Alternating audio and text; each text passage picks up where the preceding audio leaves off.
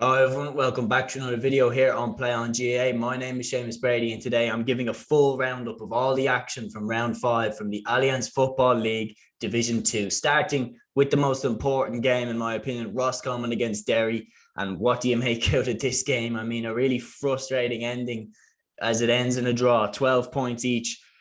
Starting in the first half, Roscommon were with the win. Shane McGuigan hit the first point. It was a very even start. Downey Smith with his point made it 2 points each. Then Connor Cox hit Roscommon ahead off his left foot to make it 3-2. There were two more in a row. Then Niall Daly made it 5 points to 2. A Benny Heron point made it 5-3. And then Eddie Nolan, who looked impressive throughout the entire game for Roscommon, kicked a lovely point to make it 6-3. A great Downey Smith point was the last point of the first half. That made it 8-4 in favour of Roscommon at halftime.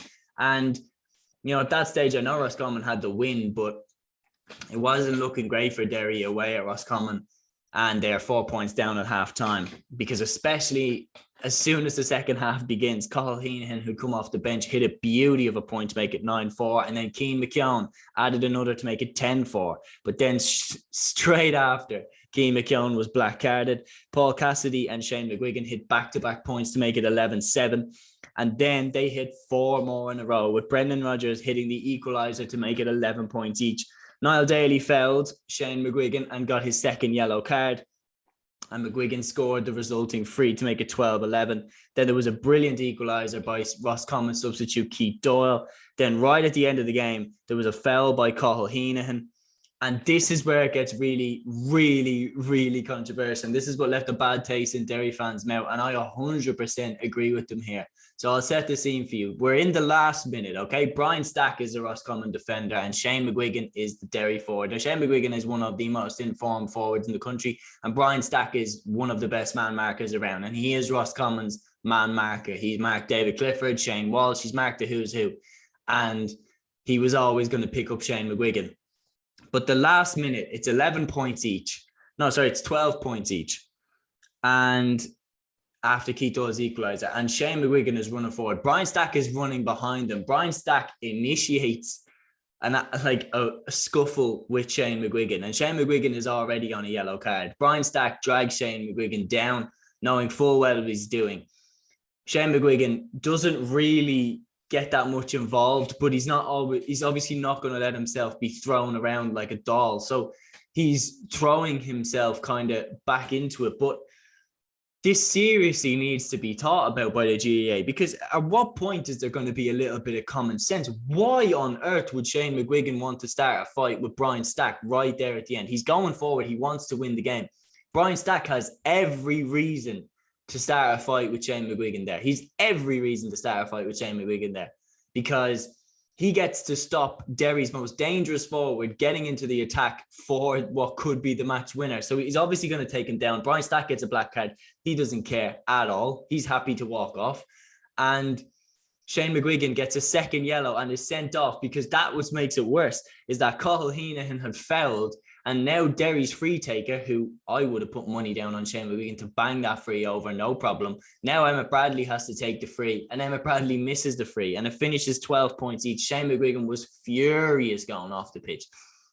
And it was the level of anger that, in my opinion, can only come from if you've been hard done by. It's the only level of anger that can come from when you really get screwed over.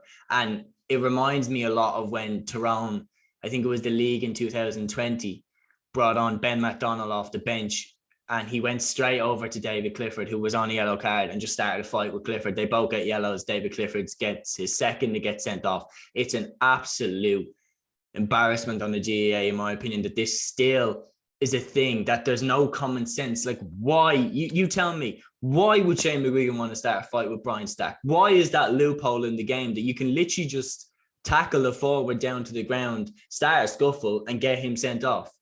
Why is that loophole still there? Because managers are going to keep doing this. They're going to keep sending on players to players that are on yellow cards and just starting fights with them. Why would they want to get involved in this? A little bit of common sense has to be used, especially for the last few minutes, because there's no logical reason as to why McGuigan would want to start a fight with Brian Stack. There's every logical reason as to why Stack would want to start with McGuigan. And yes, maybe sometimes he'd just be a lunatic and start a fight with Stack for the sake of it, but it doesn't make sense.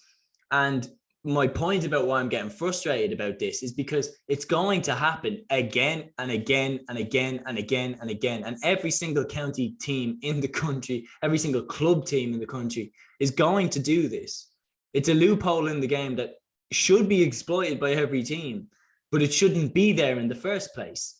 And it's like cynical fouling. Once it was allowed, everyone's going to do it. But you have to put the rule in place so that you have to put something in place so that it can't be there. That's my opinion on this. Let me know what you think about it in the comments below, because personally, I want to see it gone from the game.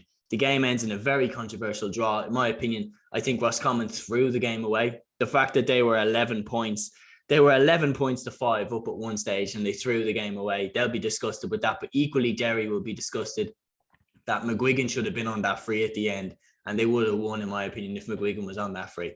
So moving on from that game, Meath against Cork in Port Talton. Cork were awful in this game and Meath were very good. Simple as. A lovely start from Meath. Brian Menton, who made his first start to the league, he kicked Meath's third point. That made it 3-1. Brian Hurley got a lovely score to make it 3-2. The teams of the first half for Meath were very strong running by Cillian O'Sullivan and from Jordan Morris, who both looked fantastic for Meath. And Harry Hogan, he kicked 5 out of his first 5 frees, and it was a team of the game. Harry Hogan coming up and kicking these frees. And finally, Meath look like they've settled on a goalkeeper. McEntee had chopped and changed ever since he'd come in a manager, but he looks like he's found a real gem there in Harry Hogan between the sticks. 3 in a row for Cork. Hurley levelled it on the 22nd minute. That made it 6-6. A great score by Jordan Morris, a real solo one, made it 7-6. And Harry Hogan's 5th free from 5, as I mentioned, made it 10-6. Early in the second half, a brilliant run by Cillian O'Sullivan set a point for James McEntee. And then soon after, Meath were awarded a penalty. Jordan Morris tucked it away off the post, nearly saved by Micheál Martin. Cork got a goal back not that long after to make it 115 to 1-9. It was well found by Joe Grimes, set up by Ian Maguire. But Cork never really looked like they were going to win this game. A late burst from Meath finished with a Joey Wallace kicking the last point of the game. 1-18 to Meath, 1-10 to Cork. Cork look in serious danger of going down. Serious danger of going down. And yeah, it's going to be a real toss-up. They play Down next. And for me, that decides who goes down. Whoever loses that is down. And speaking of down, they lost to Offaly in awful conditions, but in Páirc Esler, Offaly went up and got a crucial victory. Jordan Hayes kicked the first point of the game for Offaly. Caelan Mooney responded for Down. Niall McNamee's point made it 5-3 for Offaly. Barry O'Hagan then clicked into gear, coming towards the end of the first half, kicking some nice points for Down. And at halftime, it was 8 points each. Liam Kerr's point for Down made it 13-11. And at that stage, it looked to me like Down were going to kick on a win. But then Offaly made a burst. And really the highlights were Niall Darby kicking a gorgeous point with the outside of his left boot to bring them really close to Down. They got level. And then Lee Pearson fisted over the winner with a great direct run. Down had a late free to claim a draw. They missed. They put it wide. And now Down look perilously close to going down. If they lose to Cork, that's it. They're relegated, in my opinion. And the same goes for Cork. Cork have the worst defence in all 4 divisions. It's been a rough start for Keith Ricken, especially if they get relegated. They're going to need to turn it around very quick. The final game in Division 2 saw no real surprise. Galway beat Clare in Tuam by 2-8 to 1-5. It was a very low-scoring first half. Halftime finished with a goal and 2 points each. Clare had the win in the first half. They got a goal after 3 minutes from Killian Ruin. I hope I'm saying that right. Then in the 15th minute, Rob Finnerty got a goal well set up by Shane Walsh. Tubridy pointed early in the second half, but after that goal, we hit 1-6 without reply. Damien Comer got the goal, and really that was it. Clare never looked like they were going to come back from that goal. We win 2-8 to 1-5, and Clare's promotion push now is starting to look like it's dwindling a bit. Roscommon and Derry, as I mentioned, tied for second place, but I don't think anybody's beaten Galway in Division 2. So yeah, I'm predicting that Galway will go up. I would have predicted Derry to go up ahead of Roscommon, and they should, because McQuiggan should have been on the pitch to take that free. But also Roscommon should have closed out the game. So them two are very evenly matched, and who goes out of them two could come down to score difference, could well come down to score difference, because I don't really see either of them I don't think either of them would beat Galway, but at the same time, you never know. I don't see either of them losing to any other team in the division, bar Galway. So it'll be fascinating to see how it plays out from here. I can't wait for it. Guys, that is my roundup of the Division 2 action in round 5. Bit of a long one, but thanks for listening. And make sure you like, subscribe, comment and share. It helps the channel a lot, honestly. And I hope you enjoyed the video. Keep an eye out for all the content here on Play on GAA. And until the next one, guys, take care.